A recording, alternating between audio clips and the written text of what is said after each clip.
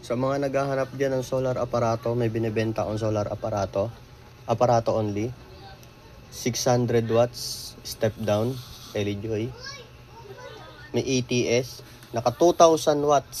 2,000 watts ha. 2,000 watts na Pato inverter. 1,000 watts yung continuous output niya. Meron tayong external fan. Kompleto na po ito. May watt meter. May AC breaker. Naka LBD tayo. Ganun pa rin. SSR natin. May heatsink. Breaker. 125 amperes. Terminal block. So yan.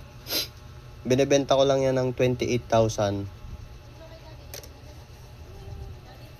Solar aparato only. Aparato only yan. Ngayon running yan.